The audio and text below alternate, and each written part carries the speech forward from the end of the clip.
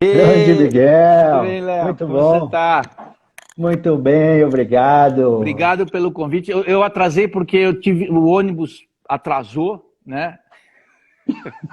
Eu imaginei, esse trânsito está caótico.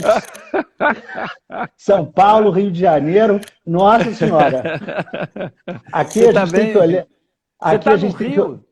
eu moro no Rio de Janeiro, temperatura aqui na base dos 20 graus, Tá frio, hein? ah, Nevando. uma, uma neurose política absoluta, Ah, tanto pelo na amor. instância estadual, municipal como federal. Nossa Senhora. Hoje eu tinha que escrever um artigo, eu nem li nada, eu fugi. Me fez tão bem, porque eu estava tão deprimido com essa história toda aí, sabe?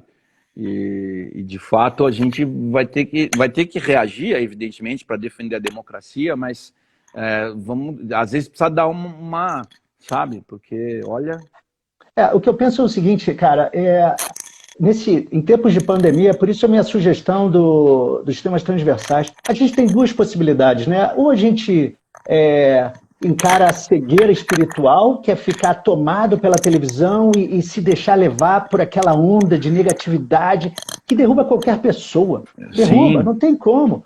Ou você abre a sua cabeça e começa a fazer algo com propósito, não à toa que eu chamo de live com propósito. Porque aí você se espiritualiza e começa a olhar com outros olhos e se surpreende, se transforma e vai se superando, né? É isso. Eu acho que a gente. Bom, vamos. Aí você me apresenta e a gente começa o papo, ou já começa, assim. Vamos embora. Antes de tudo, eu acho que o post lá já dispensa comentários. Eu soube agora que, curiosamente, o seu doutorado era em temas Trans... transversais. É, Muitíssimo legal, porque eu vejo isso como um grande aliado da educação, né? Mas a educação transformadora que quebra o status quo. Isso é muito bárbaro e foi muita coincidência, eu nem sabia que era isso, tá? é. E você tem toda a sua formação na oceanografia, né? E hoje você atua com a educação básica, com a gestão, com um modelo de educação diferenciado, né? Eu sou velho, né? Então, velho tem muita experiência, né? Então, eu fui professor de biologia há 25 anos, né? E em 2004, a Editora Moderna me chamou. Terminei meu doutorado em 2004, com um currículo voltado para o mar no ensino médio, né? A ideia era que os estudantes resolvessem problemas no litoral, né? Eu fiz na oceanografia da USP, fiz meu mestrado, que era em ecologia trófica, né? Que é cadeias e teias alimentares de peixe, né?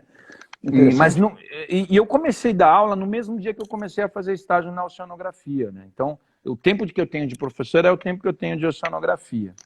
E aí, em 2004, terminei o doutorado e eu nunca deixei de dar aula. Eu trabalhava meio período como professor e meio período fazia pesquisa, estágio, mestrado, doutorado lá na oceanografia. E aí, em 2004, a Editora Moderna me chamou para montar um departamento de serviços, organizar um departamento de apoio aos professores. E aí eu comecei a trabalhar como um executivo mesmo. Eu sempre fiz muita coisa ao mesmo tempo. Você vê que eu saí de uma live, é a terceira live que eu faço uma atrás da outra, né? Porque eu preparei a live de amanhã, que a gente está com o Chico Soares, que foi ex-presidente do INEP, e o César Nunes, que trabalha no PISA, no projeto do PISA. Enfim, então eu sempre fiz muita coisa ao mesmo tempo, né? E aí, entrei lá, montei esse departamento de apoio aos professores, virei diretor de marketing, porque o marketing e a ecologia são muito parecidos, né? São todos processos sistêmicos, né? Eu virei diretor de marketing e depois, em 2012, eu quis voltar para a escola, fui ser diretor de uma rede de escolas em Sorocaba, virei diretor em 2014 do Instituto Singularidades, que é um instituto bem legal de formação de professor, bem diferente mesmo. E agora, há um ano mais ou menos, eu voltei para a Fundação Santillana como diretor acadêmico. A Fundação Santillana é da Editora Moderna, mas é uma fundação, tem o sentido de desenvolver pesquisa, divulgar ideias de educação, e a cultura e é ligado à Iberoamérica, né? Então, agora eu estou lá E a minha função muito é desenvolver ideias. Ó, o Maicon do Singularidades está aí, está assistindo. Quem entrou agora foi a Denise, lá do Maranhão, que eu fiz uma live recentemente, a Ah, bióloga. que legal. Então, e é isso. E é esse meu doutorado, só para você entender. A ideia era fazer com que os meninos... Eu dava aula numa escola muito legal, que era o Gracinha, aqui em São Paulo. É uma escola muito bacana, dá muita liberdade para os professores. E a gente estava muito influenciado pelos PCNs. Estavam vindo muitos espanhóis, César Coll, Zabala, educadores e teóricos que estavam orientando os PCNs, né, que era mais ou menos como uma BNCC de 15 anos atrás, né, de 16, 20 anos atrás. E aí o Gracinha achou que podia abrir duas aulas. Eu dava aula de biologia e falou, vamos tocar projeto. Eu tinha terminado meu mestrado, fazia uns 2, 3 anos. Eu falei, e se a gente, né, tocasse projetos ambientais? Eles toparam, aí eu fui lá na Singularidades, a minha orientadora aqui, a Carmen Wonchowski, bem doida, bem legal, aceitou tocar um projeto de educação. E aí eu levava os alunos para o litoral, eles faziam coletas e eles faziam análises socioambientais, né? Então, a gente trabalhou mais ou menos, cada viagem que a gente fazia, ficava 3 dias, trabalhamos 12 praias com diferentes características socioambientais. Eles Que coletavam interessante. dados, Isso, mas o Brasil ou só São Paulo? Ubatuba. A gente Ubatuba começava também. lá na praia do centro, né? Eu esqueci o nome da praia do centro de Ubatuba, e ia até Pissinguaba, até quase na tua terra. Então a gente ia dividindo alunos nessas praias, ficava a manhã toda dividindo os alunos lá nas praias. Eles faziam um levantamento de dados ambientais, físico, químico, geológico, meteorológico, e depois analisavam as condições da praia, se estava poluída, se não estava, e comparavam isso com a condição social local. Itaguá, por exemplo, encontramos muito coliforme fecal em tal canto. E aí eles entrevistavam as pessoas sobre as condições sanitárias, por exemplo. Foi um doutorado muito legal. Eu não publiquei agora, que eu estou organizando para publicar 16 anos depois, porque eu fui contratado no dia seguinte pela Moderna a defesa da minha tese. Então, nem deu tempo. Por essa história que eu não conhecia, mas uma coincidência, eu percebo que você já... duas questões, né? Eu percebo que você consegue trazer a academia para dentro da realidade da escola, o que é bárbaro. E você traz de uma forma muito assim despretensiosa, muito alegre, muito divertida e com compromisso. É um baita de um diferencial, isso eu acho bárbaro. E eu percebo também que você quebra também aquele paradigma o que eu chamo de... O cara como é que eu vou te dizer? É um estudante profissional. Você traz a academia para uma realidade muito próxima de quem não está na academia. Você não é um profissional de academia, você é um profissional de academia com toda a sua bagagem cultural e teórica, mas está aqui no nosso lado, no lado a lado de todo mundo e conseguindo equilibrar esses dois valores, né? Não, na verdade, eu me considero um transpositor didático. Essa é a minha função. Eu fico numa interface, né, entre a escola e a universidade, né? Agora eu estou voltando para o pós-doutorado, quero fazer o pós-doutorado, porque na Santillana eu tenho mais tempo para pesquisa, né? Mas eu não sei, você é biólogo, Léo? Não, eu sou pedagogo. Pedagogo? Na biologia, nos ecossistemas, tem um conceito chamado ecótone. Ecótone é um ecossistema intermediário a 2 grandes ecossistemas. Por exemplo, o mangue é um ecótone. Ele fica entre o mar e a terra. E ele tem características de ambiente marinho e características de ambiente terrestre. Só que ele, para uma plantinha, como é um ambiente salgado, ele é muito difícil uma planta viver lá. Então, o ecótone, que é uma fusão de 2 ecossistemas, ele tem uma característica muito específica de algumas espécies conseguindo sobreviver ali e outras não. Eu sou um ecótone. A minha função é de ecótone. Eu estou entre muito bom. diferentes ecossistemas. Eu trago elementos de humanas, elementos de exatas, né? Eu sou autor de livro de biologia, didático, né? Então, e o que eu faço? Minhas palestras, não sei se você já viu, mas é tudo com cartoon. É tudo com Sim, cartãozinho. sim. Então, eu entendo que tem uma função de linguagem aqui que é fundamental. A gente não gera conhecimento. A universidade, ela tem um comportamento, às vezes, muito soberbo, né? Então, eu não acho que um educador, um professor universitário tem que fazer esse estilo, né? Que muitos fazem. Foi o que eu disse, você quebra paradigmas, né? Eu imagino que na academia você seja, de fato, as pessoas devem bater palma por causa da sua história, mas ao mesmo tempo devem criticar esse seu lado super à vontade, despretensioso, fazendo com que a academia venha para uma realidade fora da academia, né? Não Bom, sei a se gente ria muito. Quando eu fazia os créditos, a gente ria muito, porque eu nunca... Eu não fazia tipo, entendeu? Eu lembro dos professores velhinhos, acadêmicos, morrendo de rir. E a gente ria, porque esse é o sentido. O riso, ele desarma, né? A gente que é pedagogo, a emoção é muito importante, né? Cada vez mais ela é na complexidade. A gente se acompanhou um pouco a live anterior, né? Sim. A gente tem que... Ninguém aprende... O marketing, por exemplo, percebeu muito rápido que era via emoção que você convencia as pessoas, né? Então, eu dou sempre um exemplo, que é o seguinte: o efeito estufa, o aumento da temperatura climática, né? Ela é decorrente muito da liberação de gás carbônico, metano e tal. Gases poluentes, né? Os gases, né? Os gases de efeito estufa. E aí, muitas vezes, você tem a 10 quadras, 5 quadras, uma padaria, você pega o teu carro e vai lá. Você podia ter ido a pé. Aí você vê uma palestra, o cara te explica tudo, as relações, as conexões, como é que fica o calor. Você fala, legal, mas no dia seguinte você pega o carro. O marketing, o que ele vai fazer? Ele vai, ao contrário, ele vai mostrar alguém batendo o carro, morrendo, você se emociona. Isso gruda em você de tal monta que 10 mil palestras racionais não vão fazer o que aqueles 30 segundos fizeram com você.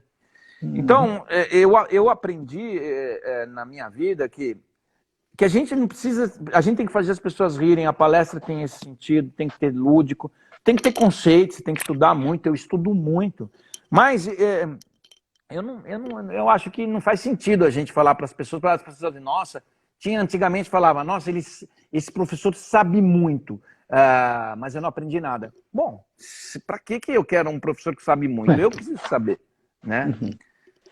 Aí deixa eu falar um pouco da minha história. Como eu disse, foi em pedagogia. Por acaso, Celestien Freinet me influenciou demais, mas não foi só Celestien Freinet, que tem aquela coisa da aula viva, né? Aula passeio, né? Que eles chamavam. Aula passeio, justo.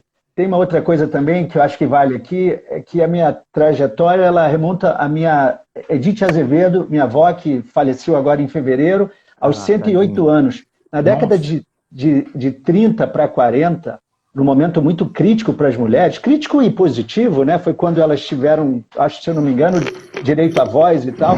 Ela era concursada do IBGE, foi convidada para ser assessora especial do Anísio Teixeira. Que legal! Isso gerou uma crise institucional entre IBGE e Anísio Teixeira. Crise tão grande que no Cruzeiro, que era a revista da época, imagino que você não lembra, não é da nossa época. Eu lembro, lógico que eu lembro. Lembro sim, da minha época. Ela tem uma charge dela de braços abertos, Anísio de um lado e o presidente do BGE do outro, tipo, quem vai ficar com a Edith Azevedo? Mas legal. Delícia, eu vou anotar aqui. Eu não sei se o pessoal lembra quem é o Anísio Teixeira. Anísio Teixeira criou o UNB, parceiro do Darcy Ribeiro, foi aluno do John Dewey. John Dewey, o educador, né? O educador teve uma morte horrorosa, caiu num elevador. Até hoje tem a suspeição, nos anos 70, no começo dos anos 70, que ele tenha sido assassinado pela ditadura. Há uma suspeição. O John Dewey? O Anísio Teixeira. Sim, claro. O Anísio Teixeira era baiano, né? É verdade, a minha família toda é da Bahia, é uma família só de educadores, né? Que legal. Aí, conta mais. Aí eu percebendo isso, muito da minha relação com a terra, com o mar, como eu já havia dito, eu tive a oportunidade de atravessar o Atlântico, e enquanto todo mundo me pergunta hoje, poxa, mas como foi você encarar tempestades? Eu falei, cara, as pessoas dizem, cara, como é que é o vento? Olha, o desafio maior de um velejador não é o vento forte, é o vento fraco. Porque o vento, calmaria. A calmaria, você precisa estar muito bem consigo mesmo para poder encarar aquilo e aproveitar o máximo do vento. Mas, enfim, é um detalhe. Agora, o que me chamava a atenção na calmaria não era a nossa performance para tentar botar o barco para andar, para chegar rápido, porque eram 4 cabeças, 4 homens, 5, 6, 7, foram 3 viagens. Era a quantidade de lixo no oceano, meu cara. Ah, Muita é? coisa, muita coisa. Isso me chocou, né, cara? Me chocou e enfim, isso tudo mexeu comigo. Cheguei na África, vi a disparidade social, apesar de eu ter ficado mais ao sul. E aí eu, enfim, percebendo todo esse meu histórico, percebendo um nicho também, eu fiz uma especialização em responsabilidade social e terceiro setor. E hoje eu atuo nessa área, fora do ambiente Legal. escolar, por isso que eu digo que é educação não escolar. E foi aí que eu te conheci, curiosamente. E uma série de coincidências, essa coisa do tema transversal. Eu comecei a pesquisar sobre isso, já venho pesquisando há algum tempo, enfim, quero avançar aí na minha formação teórica, né? E eu descobri você, eu não sei como, mas eu vi que você vinha com a mesma, não vou dizer discurso, mas a mesma ideia de transformar a educação em algo mais prazeroso, mais contextualizado, o que efetivamente ocorreu com o BN, Base Nacional Comum Curricular, né? Ela trouxe a realidade para dentro da escola. Ou seja, cara, aí eu pensei, nossa, esse é o cara, meu. Eu sou E, facinho, é só chamar eu falo. muito legal. E aí eu comecei a pesquisar você, enfim, viramos amigos, eu suponho, quando eu for a São Paulo, minha família é de Sim, São Paulo. maravilhoso. Vou aí te dar uma cotovelada, falou? Que Mas delícia. vamos lá. E aí eu começo aqui com uma reportagem que eu recebi, que eu vi, tipo, acho que 2 dias, sua no caderno Globo, Educação 360 graus. Enfim, Ah, mais uma prova de que você está à frente do seu tempo, né, Miguel? Vamos considerar. Porque a pergunta, você falava ali, deixa eu só ler a introdução pode ler. sugerida, a pergunta e a resposta. Quem entrou aí foi a Destinos do Rio, é uma revista digital aqui do Rio, ela é toda Legal. voltada para a questão ambiental, educação, enfim, ela foge um pouco a essa tradição de trazer matéria sensacionalista. Ela diz assim, a introdução diz, a escola precisaria entrar para a cultura digital para se tornar mais instigante para a comunidade como um todo. Aí a primeira pergunta feita pela jornalista é, com a ascensão das novas tecnologias, isso faz 1 ano, né, Miguel? Foi março de 2019.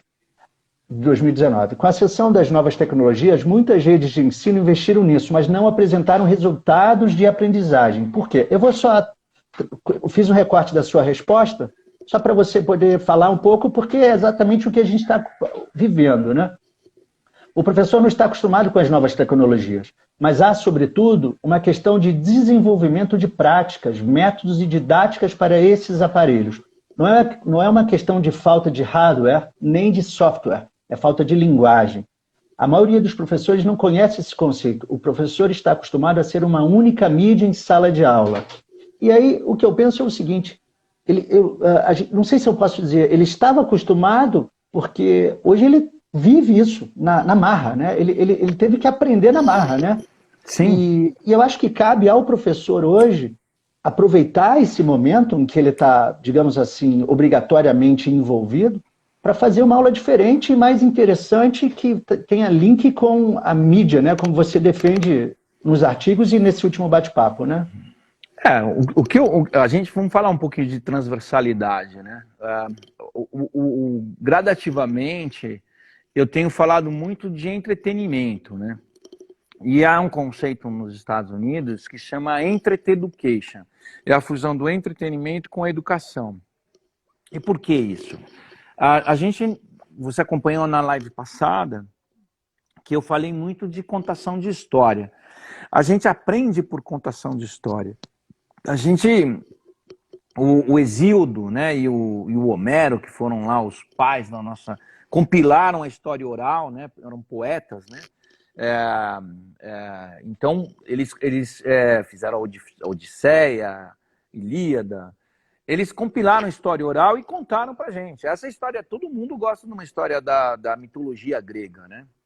toda a Idade Média tinham grandes trovadores urbanos, contadores, trovadores rurais, urbanos, contavam histórias, né? Os pajés contam histórias, os pajés das tribos e tal. A fofoca é uma história, a meme é uma história. Né? A meme é uma historinha que tem por trás, a fake news. A escola rompeu. O bebê, ele nasce contando história, né? É uma história que sensibiliza a mãe e logo dá o peito, né? Ele já tem o tino comercial ali. A né? narrativa dele do choro, né? Então, o que a gente vai percebendo? Que os meios de comunicação são ótimos em contação de história. É por isso que a Netflix, a HBO, fazem um sucesso. A molecada, um aluno não aguenta 15 minutos de uma exposição de aula, mas ele senta lá e fica vendo Breaking Bad. Fazendo as maratonas no final de semana, né? 12 Breaking Bads no final de semana. Então, o que eu saco? O game é uma contação de história, né? O game é uma puta contação de história. Então, eu acho que se a gente aprendesse a roteirizar a aula, scriptar a aula, pegar o plano de aula e transformar num script, e aí tem uma diferença epistemológica, porque o plano de aula, ele parte da disciplina para a ação didática do professor, né? Do conhecimento para a transposição. Um script é diferente. O script ele vai para o cenário e para o ator. Olha que mudança, muda o foco. Quando o cinema ele faz um script para a ação e para a representação. E o plano de aula não. O plano de aula muitas vezes é para a exposição de um conceito. Então, e o script ele depende muitas vezes do tempero do ator, né? Ele muda a dinâmica, né? O script dentro da sala de aula muda a dinâmica, né? Isso. Se você tem a cabeça de roteirista, o professor, ele passa a ser um roteirista. Ele vai criando ambiências para que os alunos atuem. Então, quando eu falo dessa mídia, é que eu saio dessa ideia. No cinema, inclusive, o diretor de cinema, que é o centro, na televisão é diferente. A gente não fala qual é o diretor, a gente fala qual é o roteirista. Então, por exemplo, o Dias Gomes interessa muito mais do que quem fez a novela Saramandaia, quem era o diretor. Você entende? Então, eu tenho falado muito, inclusive, do roteiro da televisão, né? Do roteirista da televisão. Então, quando eu falo dessa mídia, é que a gente tem que buscar novas mídias e novas linguagens, né? Para que os alunos atuem. A função é que os alunos interpretem, interajam com o conhecimento. Tá? Essa metáfora que eu tenho trazido para essa discussão das mídias. Né? Não, eu vejo o que você faz, cara, com, sabe, a mão no bolso, né? Que é uma expressão mão no bolso, enfim, de cadeira, né? Você consegue trazer isso nas suas aulas mêmicas, seria isso, mêmicas? Sim, elas são mêmicas, né? Eu tô sempre muito fazendo, legal. tô sempre, tudo funciona com briefing, com roteiro. Parece que eu estou fazendo de improviso, mas não tem improviso, não é que não é improviso. Eu também improviso, evidentemente, mas eu preparo muito uma aula, eu gravo, né? Eu me assisto, toda vez que eu vou dar uma palestra nova, eu gravo 2, 3 vezes, me vejo, né?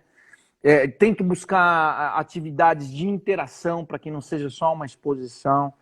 Então, assim como um ator, assim como um diretor, assim como qualquer bom profissional, então a gente tem que se preparar muito.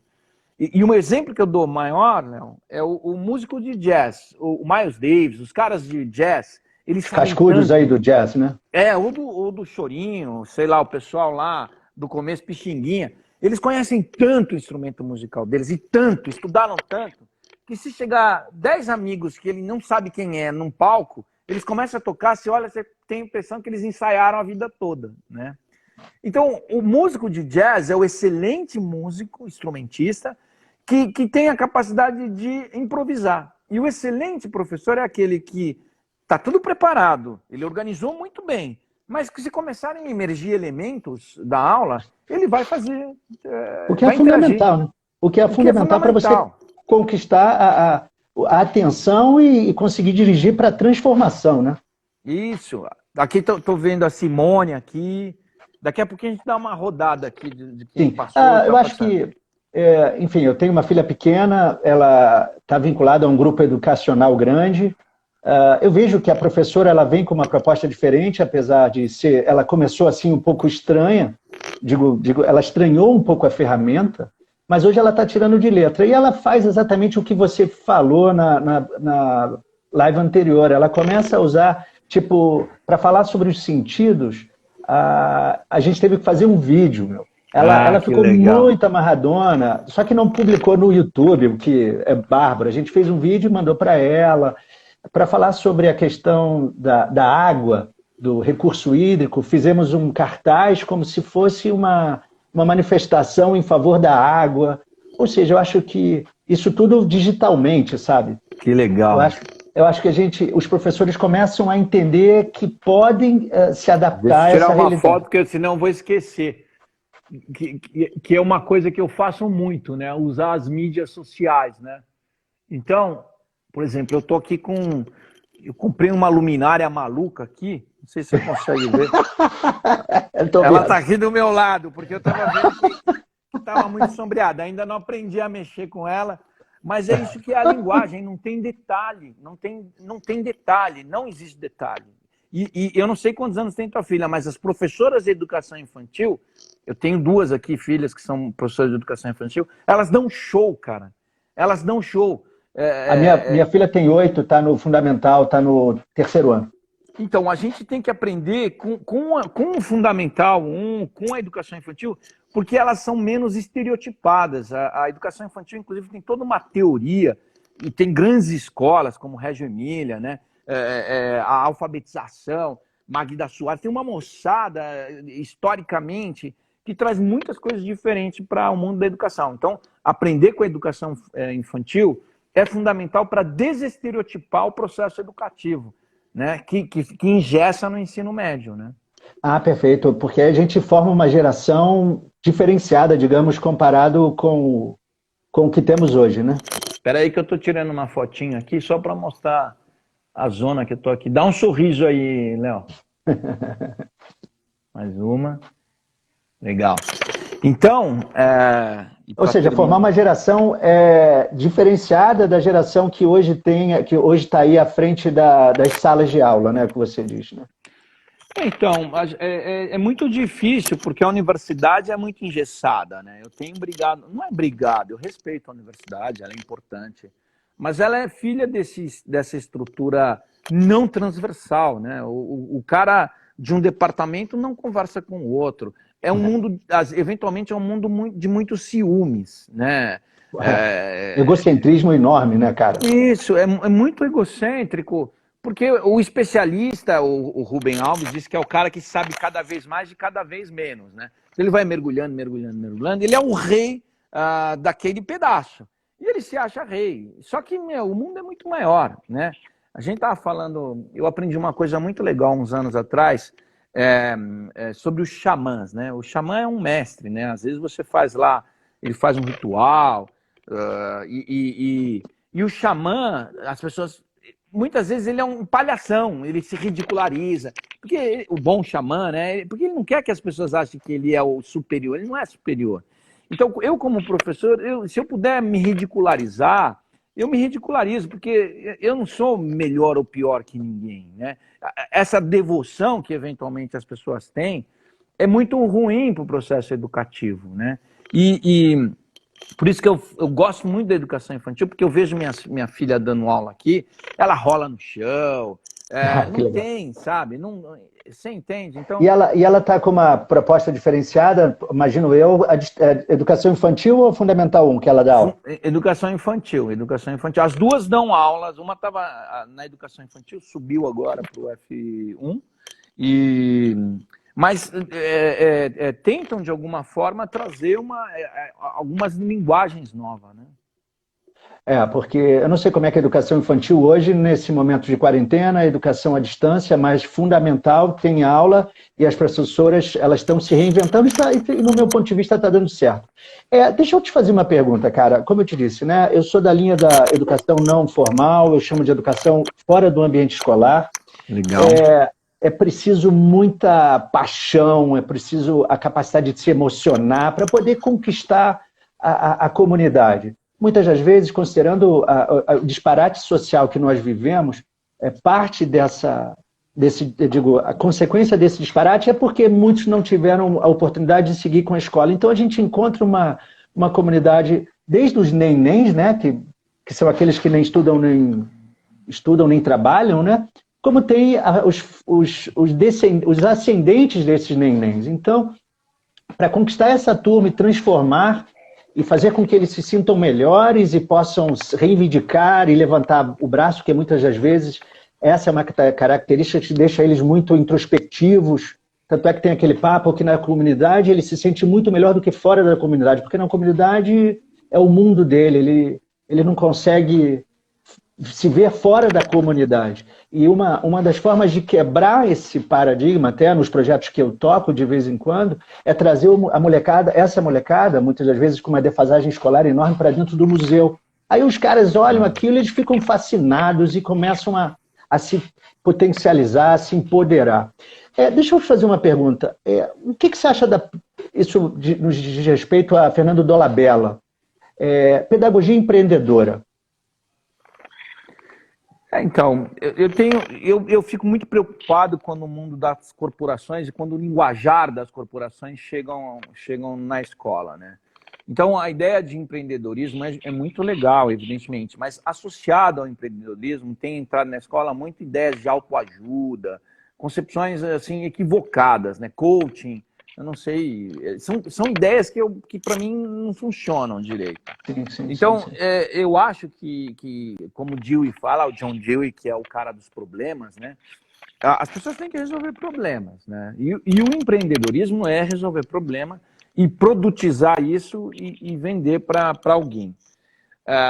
Então, a gente tem que separar muito bem. Escola não é corporação, tá? Então, eu uso de vez em quando esse termo empreendedorismo, mas eu prefiro usar muito de autoria, né? Que é quando a gente traz a ideia de alguém que está produzindo algo que tem a ver com ele, né? Tem a ver com a resolução de problema, mas tem a ver com uma paixão, né? Porque o empreendedorismo ele traz muito um discurso, temos que descobrir a dor do cliente, né? E a dor do cliente muitas vezes não é a minha dor, é alguma coisa que eu quero produzir para ele e vender. E não tem nenhum problema ganhar grana, nada. Eu só acho que chega na escola, e o mundo da escola está sendo invadido por muitos empreendedores, jovens muito capazes de Harvard, de Columbia, de Oxford, de não sei onde, mas que não conhecem nada do mundo da educação, da teoria educacional, né? É importante conhecer a teoria educacional. É como se a gente, na economia... Quem entrou aí foi Pedagogia com Orgulho. Eu tenho uma turma que me segue, que é da Educação Infantil legal. Fundamental 1, mas continua, na teoria... Não, então, é como você, por exemplo, na medicina, eu só conhecesse o Drauzio Varela e pronto. Cara, sim. Tem toda uma história. O mundo no mundo do business, você tem que conhecer Adam Smith, você tem que conhecer os teóricos da economia, e mesmo que tenham economistas muito legais aí, para poder se falar economista. Então, chega um empreendedor, um jovem muito capaz, e aí começa a usar uns termos, primeiro que são exóticos ao mundo da educação. Depois que ele não conhece a teoria. Então, às vezes o cara está falando para mim uma gracinha, eu acho ele uma gracinha a pessoa.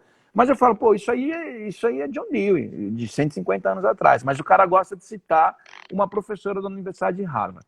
Então, isso eu tenho problema com esse lado do empreendedor, e que chega desrespeitoso. Muita gente chega achando que professor é mané. Não, professor, eu trouxe uma ideia, assim.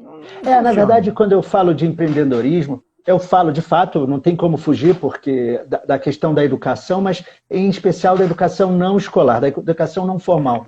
Uma vez que o estímulo ao empreendedorismo, considerando que a gente já tem esse estímulo comercial, como eu falei antes, desde que a gente nasce, né, a gente já grita, a mãe já bota o peitão lá e a gente mama, né, meu? Com horas de vida.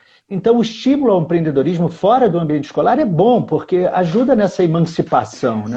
Eu acho que a filosofia empreendedora é bacana. Eu estudo bastante, né? Os Estados Unidos se formaram no empreendedorismo, né? É muito engraçado, porque quando há uma crise na Europa, há sempre uma pressão para o governo ajudar, tal. Nos Estados Unidos é uma postura um pouco diferente. Os caras, eles saem para se virar. Porque quando eles chegaram lá, sei lá, vou até estereotipar, mas chegaram os quakers lá, aqueles protestantes muito radicais, eles tinham que fazer comunitariamente a casa deles. Era um trabalho muito mais comunitário e todo mundo se ajudava para resolver o problema. Então, esse empreendedorismo deles era muito importante para que eles se estabelecessem como comunidade e fizessem as trocas dos produtos deles, cada um fazendo o seu produto. Eu não tenho nenhum problema com isso, e eu acho bacana isso. Acho, inclusive, o que você está falando, a escola precisa trazer novos olhares para que pessoas de outros campos do conhecimento... Naquele filme A Rede, do Zuckerberg, dá para ver nesse filme, que o cara que fez o Facebook, que as inovações ocorrem nos alojamentos escolares, não ocorrem dentro da universidade. Então, os empreendedores têm essa importância da inovação. O duro é um certo verniz que tem em torno do empreendedorismo que atrapalha. Mas a ideia de empreender e trazer novos projetos para a escola, eu acho maravilhoso. Só que tem que respeitar o mundo da educação. Essa que você é pedagogo, você é empreendedor, mas você é pedagogo. Quer dizer, não é que... Pode ser economista também, mas estuda um pouco, né? Não acha que o mundo chegou no dia que você inventou aquele teu aplicativo, né? É o que exatamente vem acontecendo hoje, né? Essas grandes corporações compram, percebem, o mercado sinaliza que a educação é o nicho de mercado, né? E compram grupos sem ter exatamente conhecimento, know-how ou familiaridade com a educação propriamente dita, e começam a implementar nomes, modelos, foi o que você disse recentemente, missão, visão, que não cabe para a educação. Né? Eu acho assim que o objetivo de uma grande corporação, muitas vezes, é a planilha e são os stakeholders. Já começa com esse termo, stakeholders, né? Não, os stakeholders. Cara, não são stakeholders. Traduz isso. O que são? São os agentes da sociedade, são os integrantes. Quem são, né? Então, esse neologismo cria um problema. E depois os objetivos, né? A empresa, o ciclo da empresa é de 1 ano, ou 6 meses. Ela tem que dar resultado em 1 ano. O CEO tem que entregar em 3 anos, um planejamento estratégico de 3 anos. Tem que dar aquele lucro. A escola não, a escola é um ciclo de quantos anos? 15, 16, se a criança entra com 2 anos, sai com 17, de 15 anos. Então, para que você... É longo prazo, né? O mínimo produto viável de uma escola, de um projeto educacional, de um sistema, são 15 anos. E depois, aí roda a segunda vez, você testou os 15 anos. Só que uma escola não tem isso. A gente olha para a Finlândia e acha que eles fizeram da noite para o dia aquilo. Aquilo é um projeto de 60 anos. Então, as pessoas veem fotografia e não veem filme. Então, nós somos uma nação pouco processual. A gente quer, diferente da ética protestante, que é muito processual, o catolicismo ele é muito... Por exemplo, o protestante tem que ter uma vida assim, regrada, ler a Bíblia, tem que entender aquela coisa toda. A gente pode pecar e vai lá e a gente tem 7 sacramentos. Então eu vou lá na igreja a minha vida toda, num casamento, num batismo, não sei o quê, e me chamo católico. Então a gente não tem processo entre uma coisa e outra, entende? Então a nossa cultura é uma cultura muito imediatista.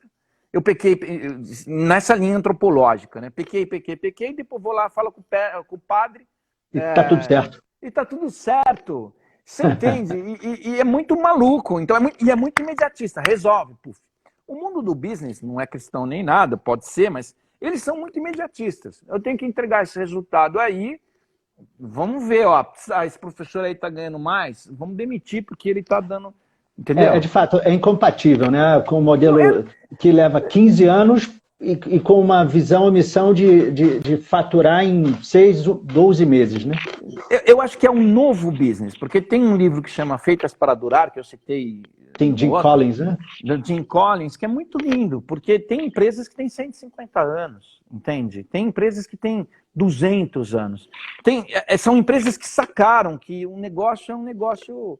Eu tenho uma amiga que é uma das herdeiras da Melhoramento, é uma empresa que tem 150 anos. Então, veja, a questão é um modelo que é muito associado entre o mundo financeiro e o mundo do empreendedor. O próprio mundo do empreendedor está sofrendo um ataque forte vem uma grande empresa, seca a folha de pagamento, tem um lucro alto, a ação vai lá para cima 2 anos, 3 anos. Mas como mandou embora aquele cara que sabia fazer o negócio, os 5 caras que 3 anos depois eu saio correndo, vendo e nem olho para trás, entendeu? Esse é o problema do grande business. Agora, as startups, que é o teu caso, elas não podem se deixar levar, porque tem startupeiro que também está louco para arranjar um cara anjo, um investidor, não sei da canto, que vai... Não é isso. O sonho tem que ser o projeto, a transformação de longo prazo. E pode trazer dinheiro. Num dos artigos que eu escrevo, não tem problema de ter um empreendedor que ganhe dinheiro, é digno. O problema é ele ficar só focado no dinheiro. Sim, rapidamente, o Rio Bia, ela, enfim, não sei se é menino ou menina, ele pede o nome do livro, imagino que esse Feitas para Durar. Feitas para Durar. Jim Collins. Do Jim Collins. Se você escrever Feitas para Durar, ele tem uns 5 livros, ele é muito bacana. Então, o que eu digo, eu não acho que o business é ruim. Eu estudei business, eu fui CEO de empresa. Claro. Eu só fico de olho no... Assim, é preciso respeitar a cultura escolar antes de implementar o olhar corporativo dentro do negócio, né, da escola. Né? É isso, e dá certo, Léo, dá certo, entendeu? Eu acho que quando você é apaixonado, trabalha, processualiza, né, é respeitoso com as pessoas, dá certo, dá certo. Não... Lógico, o empreendedor às vezes falha uma vez, tem essa história de o cara quebra, volta, não sei o quê. Mas não pode abrir mão do sonho de construir um propósito, entende? Porque não é só grana, né? A transformação, e a transformação ela se dá no longo prazo, não é no curto prazo, né? Você pode falar assim, bom, eu sou um professor da escola, inclusive no último artigo, eu sugiro que os professores montem escolas, né? Eles montem cooperativas. Eu mesmo fui sócio. Eu li esse aí, e você fazia exatamente menção a justamente esses grupos empresariais que vêm para comprar e sem nenhum know-how, né? Sem nenhum, digo, histórico, ao ponto de quebrar toda uma história bonita que ele vem fazendo junto às gerações, né? Eu poderia citar, mas não vou, 3 que eu conheço, 3 empresas que assim, acabou o negócio, porque gerou dinheiro e saiu correndo. Assim, não dá.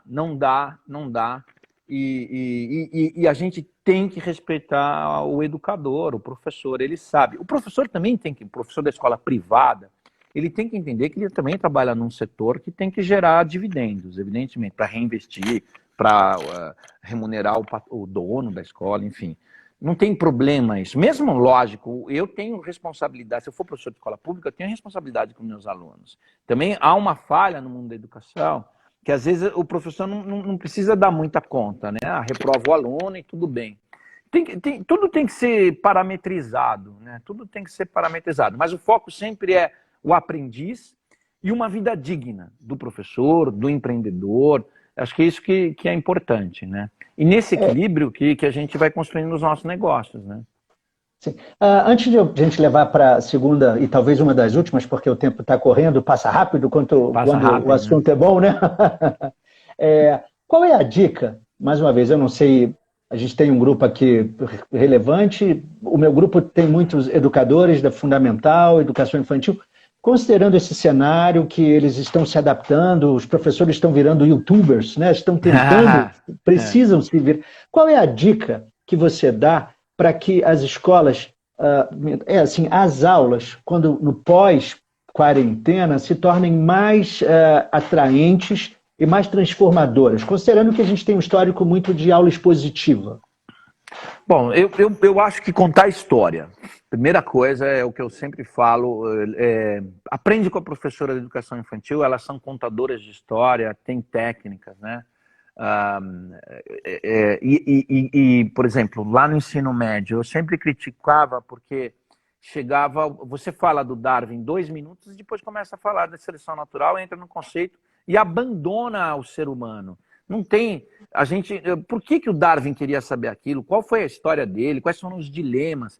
Porque se você não cria essa visão de investigador na criança, ela nunca vai ser investigadora, ela vai ser aquilo que o Paulo Freire fala, receptora bancária, né? Você deposita conhecimento. Responder com perguntas, né? Vem aqui, Isso. deixa eu mostrar aqui um indicador da minha quarentena. Ei, que linda! Como você chama? Esse é o Miguel. Fala o seu nome. Fala o seu nome. Não está no meu ouvido. Opa, não está no ouvido, desculpa. Como é o seu nome? Maria Clara. Oi, Maria Clara, tudo bem? Sim. Eu falei para ela, Maria Clara, que você tem um parceiro de lives chamado Paulinho.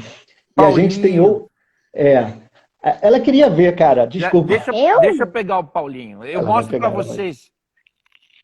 Espera aí. Ok, aguarde.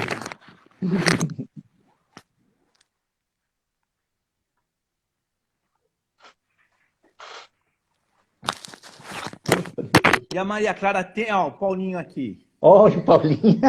É um educador chamado Paulo Freire, que eu sempre trago. Aliás, estou encomendando para fazer outros aí. Vamos ver se eu consigo descobrir quem fez esse. E cadê o teu, Maria Clara?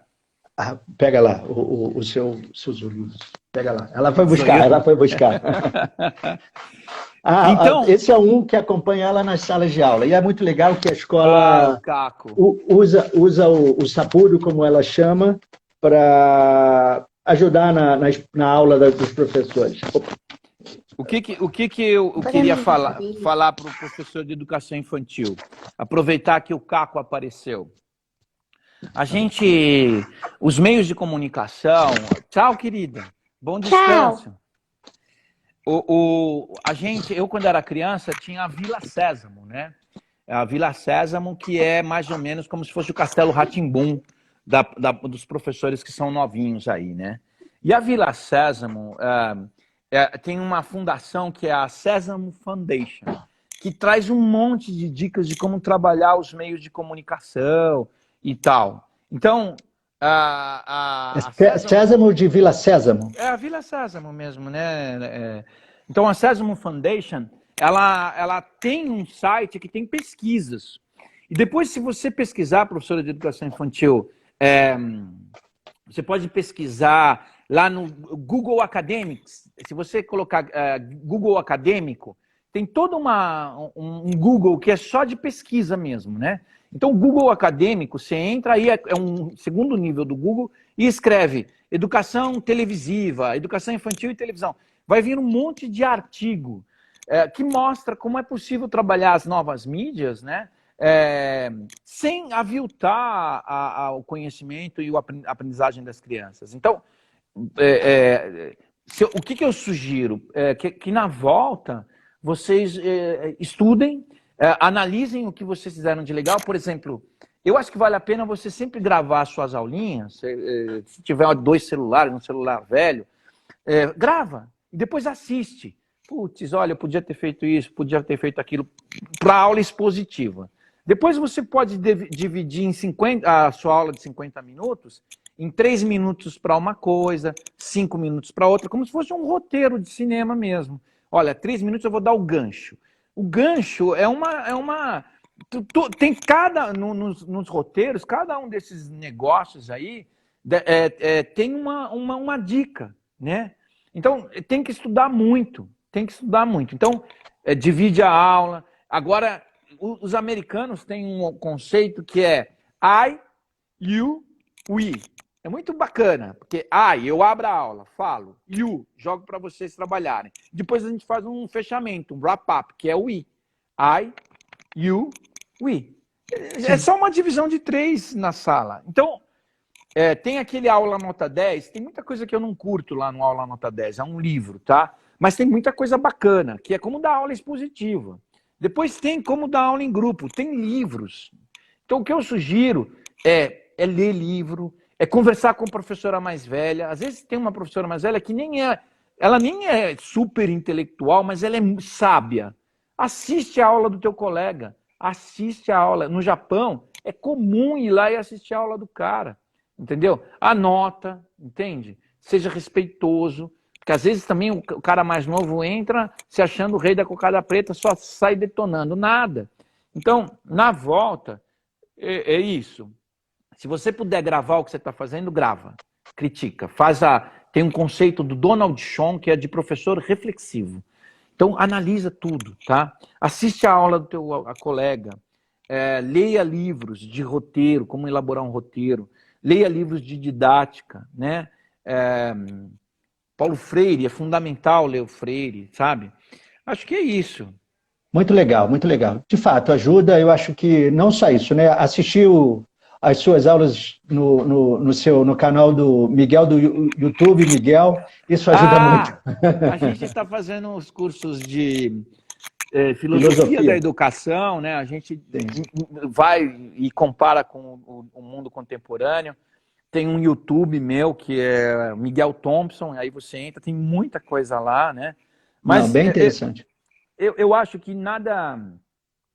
Aqui a Bia Sampaio está falando, fica o pós na avaliação estudantil. Ela pergunta como fica o pós na avaliação estudantil. Então, eu acho que vai precisar fazer um diagnóstico, enfim... Amanhã tem uma live com o Chico Soares, que foi presidente do INEP, e com o César Nunes, que ele é um gerente do Instituto Unibanco, mas ele é muito envolvido com o PISA, com a avaliação do PISA. Um é o Enem e o outro é o PISA. E a gente vai discutir muito a avaliação. Então, eu sou o diretor da Fundação Santillana, acadêmico. Então, entra na Fundação Santillana e amanhã, às 11 da manhã, tem essa prosa boa. Pelo seu YouTube ou pelo da Fundação Santillana? Da Fundação Santillana, tá? É só buscar no YouTube Fundação Santillana que aparece o canal. Isso, com 2 L's, tá? Porque é espanhol, tá? Santillana. Então, Liana, com 2 L's. E aí, eu acho que tem que avaliar as crianças, mas sobretudo o afeto. Não adianta. A volta das pessoas vai ser uma volta, primeiro, com algumas censuras do toque. E a gente é um povo latino, a gente é de toque, né? Gosta de toque, né? Eu falar para você quando eu for ao São Paulo, vou te dar uma cotovelada, é difícil para mim, né? Não, eu também sou assim. Eu sou um cara de agarrar, de beijar. Então, vai ser muito duro os próximos 2 anos, né? Eu acho que a gente está vivendo uma situação muito trágica. E então, eu acho que o afeto, e até isso de brincar, eu tô acompanhando o futebol alemão, né? Eu vi ontem Bayern e Borussia Dortmund, e saiu um gol, eles se abraçaram, mas num outro jogo eles se deram tudo no cotovelo, fizeram assim, né? Então, mas o afeto é a coisa mais importante, pessoal. Assim, eu tô totalmente hippie, eu não era hippie, agora eu sou do funk, né? E do skate, né? Do skate. Então, o que eu sugiro é que a gente seja amoroso, goste das pessoas, sabe? E crie novas possibilidades, né? De acordo aqui com o meu cronômetro, faltam 6 minutos. Então, vamos passar para uma outra questão. Cara, aí vamos falar como tema transversal, a questão ambiental, ela é muito importante. Eu acho que, enfim, fato é que o ritmo que a gente levava até antes da pandemia era muito alucinado, né? E esse castigo foi importante para todo mundo que aqui assiste, para fazer uma reflexão de que esse ritmo não levou a nada, muito pelo contrário, levou a digamos assim, a um prejuízo, uma vez que a gente passou a ter uma relação parasitária com o planeta, ao ponto de ele... olha, quem entrou agora foi a Cynthia Howlett, Cynthia, obrigado, ela é uma, digamos assim, é uma pessoa muito bacana, ela tem uma relação com a escola muito boa, trabalha a questão da alimentação saudável. Ah, que legal. Obrigado. Então, a gente levava uma vida muito neurótica, né, desenfreada, e eu acho que agora a gente ficou de castigo e começamos a perceber que essa vida tão alucinada que levávamos não mudou em nada. Ela continua, a Terra continua plana, bem. Os únicos que se sentiram, que foram afetados efetivamente pela pandemia foram os seres humanos, nenhum outro ser foi afetado. Ou seja, é um momento de reflexão, né? E aí, a pergunta que eu faço, que é um pouco parecida com aquela que você faz junto nas suas lives, qual é o legado que a gente vai ter de positivo, né? Bom, eu tenho tentado não achar nada positivo, na verdade, né? Porque Aham. é tão triste, assim. Acho que a gente está aprendendo muita coisa. Acho que o aprendizado, acho que é inegável, a gente está aprendendo muita coisa. Mas eu não sei, a gente não sabe. Eu sou da década, eu fui um adolescente no começo dos anos 80 e eu peguei toda a crise da AIDS, né? E vinha dos anos 70, sexualidade, a liberdade e tal, e entramos num mundo conservador, inclusive politicamente, com Reagan, com a Margaret Thatcher. De lá, o que eu aprendi, eu acho que a gente mudou a sexualidade, né? E eu acho que o próprio corona vai trazer muitas coisas legais. Mas o que eu tenho falado é que, de alguma forma, a gente já estava em quarentena. Eu sou um cara viciado em celular, né? E quantas vezes eu perdi a oportunidade de prosear com alguém porque eu estava mergulhado no celular, né? Então, primeira coisa, o que a gente está querendo é a coisa mais simples do mundo, dar um aperto de mão, um abraço nas pessoas. Então, eu acho que essa sensação, para mim, vai ser como se fosse o preservativo lá nos anos 80, né? Que o pessoal não Perfeito. usava. Eu acho que a vontade de abraçar vai ser esse conceito. Agora, vai levar muito tempo, entende? Que a gente está destruindo o planeta. Porque essa crise é só uma crise pequena. A crise ambiental é uma crise muito maior. A Greta Thunberg está apontando.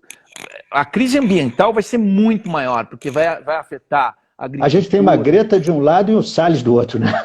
Isso é um homem horroroso Pô, e aí saiu agora um monte de empresa apoiando ele. No domingo saiu as empresas criticando ele no jornal e agora o um que eu monte. penso, eu acho que eu tenho uma opinião, sabe, Miguel? Eu acho que o positivo é começar a enxergar exatamente isso. Eu sou da bandeira de que a gente tem que boicotar as empresas que apoiam um cidadão como esse. O Não, digital apoia muito esse processo, ele faz com que uma decisão dessa tenha uma capilaridade tremenda. Isso é excepcional. Haja visto esse site esse perfil que você sugeriu, chamado... Sleeping Giants. Porra, Ele está demais aquilo, detonando. bicho. O Sleeping Giants, pessoal. Eu não sei se Muito, porra, fica demais, invertido alucinante aí. isso. Ele é sensacional. Inclusive agora o Banco do Brasil está porque o banco Repensando, né, meu? repensando. Então, o Sleeping Giant é o exemplo daquilo que a gente tem que fazer. Às vezes é uma solução simples, tá? Mas faz sentido, né?